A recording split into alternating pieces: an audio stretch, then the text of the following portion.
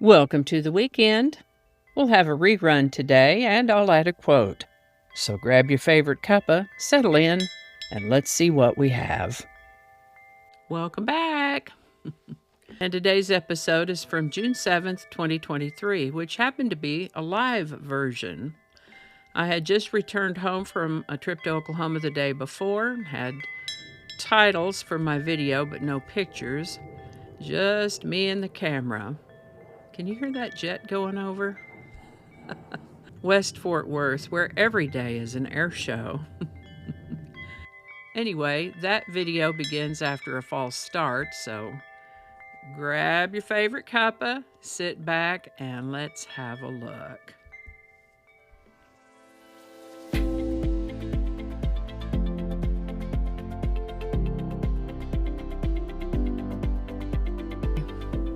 Hi there, and welcome to this day in history for June 7th. Pardon me.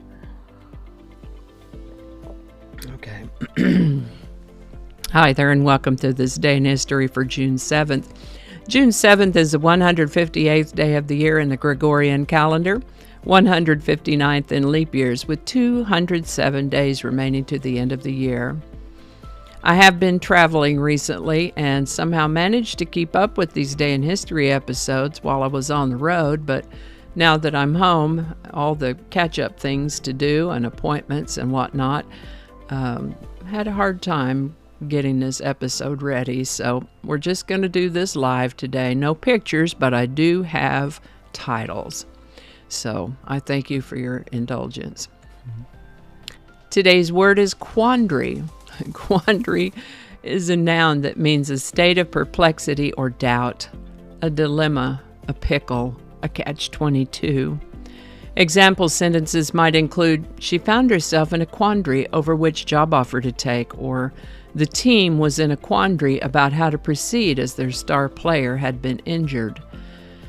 The etymology of the word quandary seems itself to be a quandary of sorts because we don't seem to know exactly where it came from. Latin, maybe. It's been around a long while, though, and first known use of the word quandary was in about 1579. Quandary. On a side note, I always thought it would be spelled Quandry because that's how I've always heard it all my life, but no, it is spelled Quandary. Apparently, emphasis used to be placed on the second A, like Quandary. Alrighty, and with that, the 1960s and 1970s, there was a music group called the Beau Brummells. They took their name from the Regency-era fashion dandy Beau Brummell, whose birthday it is today. Born George Bryan Brummell on June 7, 1778, he went by the name of Beau.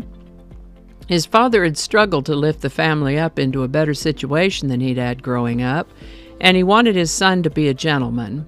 The young Brummell had a good eye for fashion and was a decent-looking fellow, and apparently charming, too, as he somehow managed to get away with things that others couldn't get away with.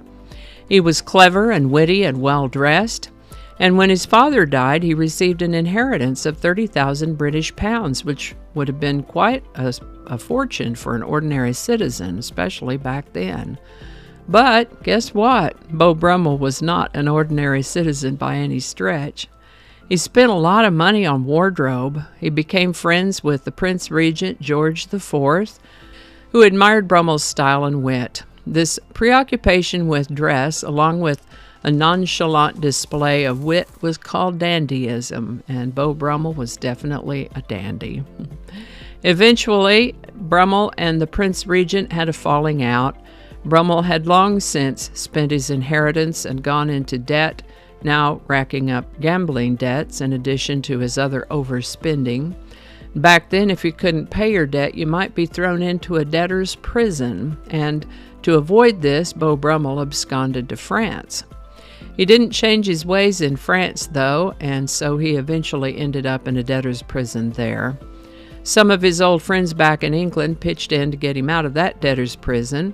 Sadly, he died just a few years later in an asylum at the age of 61. In spite of his flaws, Beau Brummell was mostly well-liked and quite memorable. He has been memorialized in works of fiction and in works of art, and more than 100 years after his death, a band named themselves after him, Beau Brummell. This is the birthday of Welsh singer Tom Jones, born June 7, 1940. He has a powerful and distinctive voice and is known for such hits as It's Not Unusual, She's a Lady, and What's New Pussycat, among others. He's one of those unusual individuals who stayed married to the same woman from their wedding in 1957 until she passed away in 2016, almost 60 years. Back to his career, he got a string of top 10 hits and followed that up with touring and Las Vegas performances. Tom Jones turns 83 in 2023. The Battle of Midway took place for several days in early June of 1942, concluding on June 7, 1942, with an American victory. The British Broadcasting Corporation was founded in 1922. Experimental television broadcasts were started in 1929 and then limited regular broadcasts in 1934, followed by an expanded television service now known as the BBC Television Service. During the Second World War, though, television service was suspended in 1939, leaving information and morale up to radio broadcasters. 7 years British television was off the air until June 7, 1946, when BBC returned to broadcasting its television service.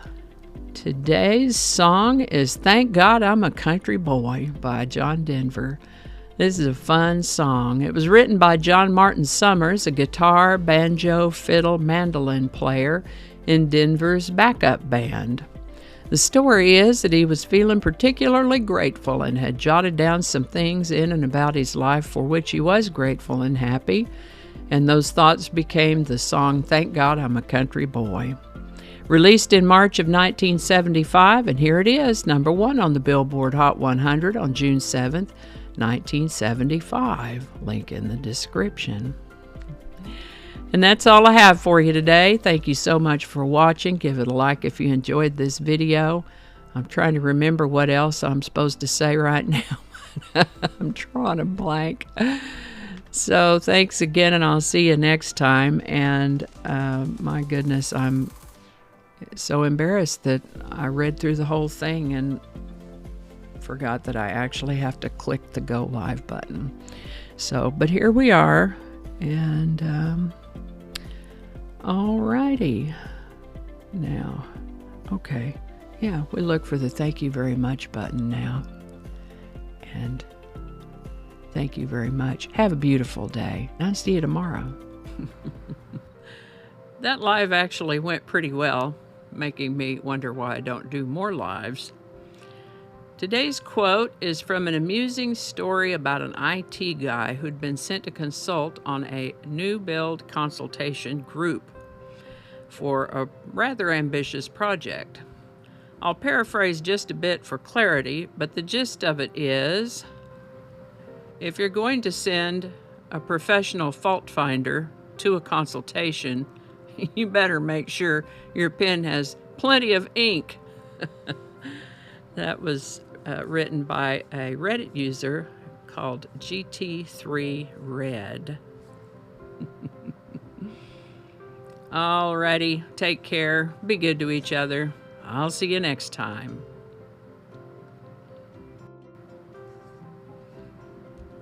This isn't exactly an outtake in the usual sense, but it's a clip I thought you might enjoy. In the lab at Texas Oncology here in Fort Worth, they have these darling little solar-activated motion creatures. And what caught my attention today was the tiny little ducks that look like the rubber duckies that float in the tub. So I took a quick video of the lineup. Let's have a look.